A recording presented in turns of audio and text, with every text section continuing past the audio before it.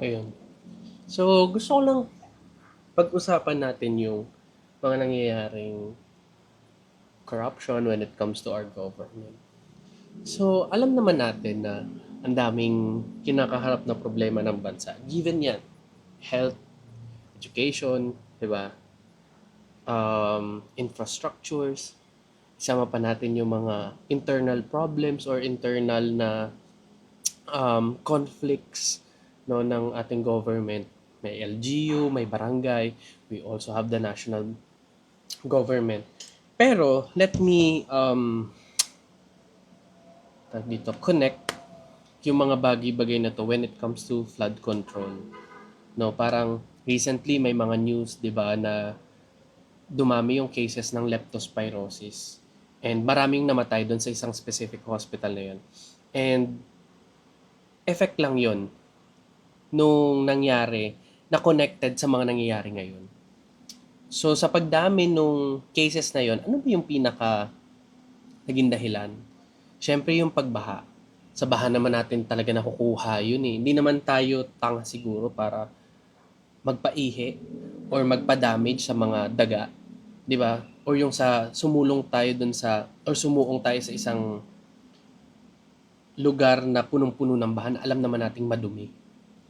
And nangyayari yung pagbaha na yun dahil sa hindi maayos na drainage system, nangyayari yun dahil sa hindi maayos na implementation ng programs na worth hundreds of millions, billions in total. So, ang nangyayari, kapag nagkakaroon ng maraming sakit, now overwhelmed din yung mga hospitals. And as we all know, kulang tayo sa numbers ng doctors natin. So, ilan ba dapat yung ratio ng mga doktor natin? So, come to think of it, kung hindi lang din naman natin naayusin yung pagpili natin sa mga leaders natin, bakit pa tayo nagrereklamo? And hindi dapat natin tinitignan yung every 6 years na may president tayong bago, may vice president tayong bago, we have new set of senators and congressmen. Diba every 3 years naman nag-elect tayo ng bago. Meron tayong elections for barangay, for the local government, and kailangan kasi yung gusto nating pagbabago, hindi lang natin iniisip for the next 6 years, 6 years, 6 years. Simulan natin dun sa mga 3 years, 3 years, 4 years, 4 years na elections para nababago natin yung system. Kasi sa totoo lang, sobrang hirap tibagin ng sistema. Kung dati, sabi nga ni, uh, ano ba yung sinabi ni Senator Kiko Pangilinan, parang kung dati ang politiko ang namumorsyento sa proyekto, ngayon ay parang yung proyekto na yung namumorsyento sa politiko. And it's sad, frustrating,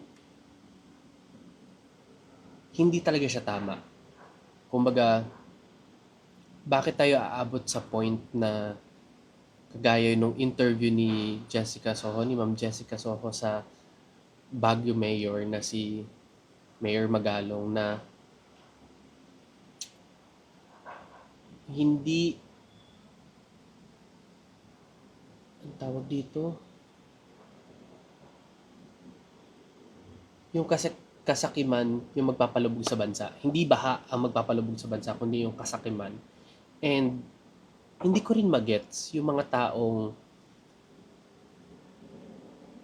parang ini-evil edit si Mayor Benjamin Magalong dahil 'di ba politiko siya, and in-expose yung ibang politiko na gumagawa ng mga ganong bagay. Though walang name dropping, pero bakit parang yung ibang tao ayaw nila ng ganon, ayaw na makarinig ng general public ng ganon na,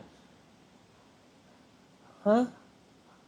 Bakit ngayon mo lang to sinasabi, nag-grandstanding ka ba? Are you eyeing for a national position for 2028?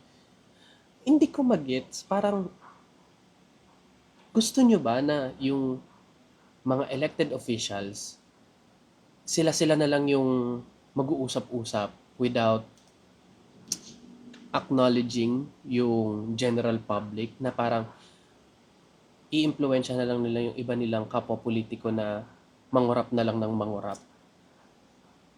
Hindi ko magets yung ibang tao na dapat nga the moment na may mag-spill nung may it be chismis or balita yun, di ba dapat suportahan natin? Kasi public funds yung ginagamit nila and ang lalaki ng tax na binabayaran natin. Ang dami nating tax na lahat tayo parang charge sa lahat ng bagay. Meron tayo from basic foods na binibili natin, clothes, goods, even mga online services natin, di ba? So, bakit tayo nagagalit sa taong nag-expose ng mga bagay na dapat naman talaga nating malaman? And lastly, nakaka-frustrate, totoo naman talaga, yung mga anak ng mga politikong kasama dun sa alleged corruption dahil the moment na maging member ka ng family, the moment na pakasalan mo yung isang politiko, kahit pa nanggaling ka sa isang simple or kahit sobrang yaman na pamumuhay, the moment you enter public service, dapat ang pinapakita nating lifestyle ay yung naayon sa konstitusyon natin. Diba?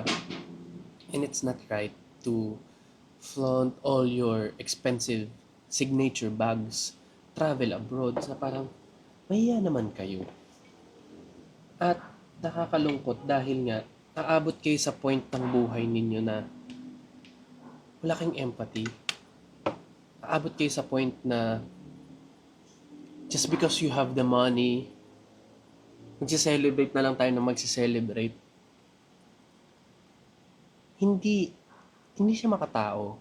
At nakakalungkot siya kasi yung mga politiko natin, they will never understand truly the hardship, the challenges na kinakaharap ng normal people dahil hindi naman nila na-experience mag-public transpo, magpa-confine sa public hospitals, magpa-aral ng family members nila sa public or state universities. They will never understand.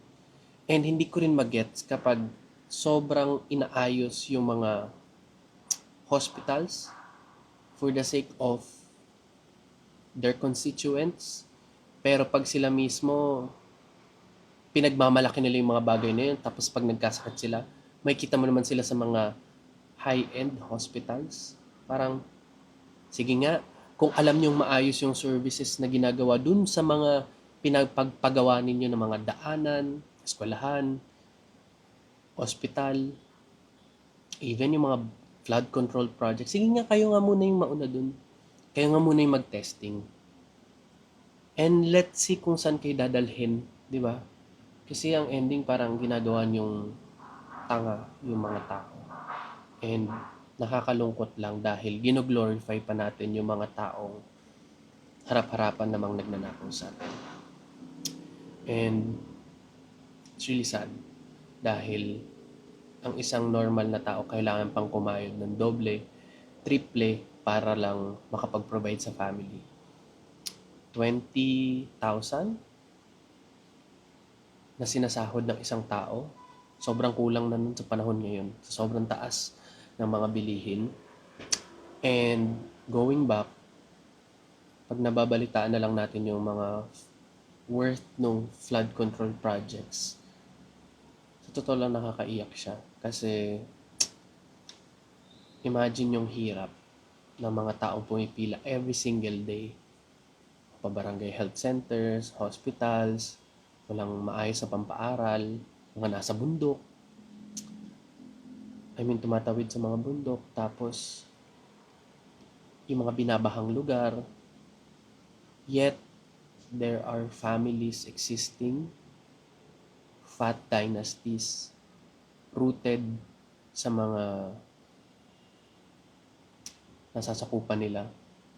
And the lives naman ng mga tao doon still the same.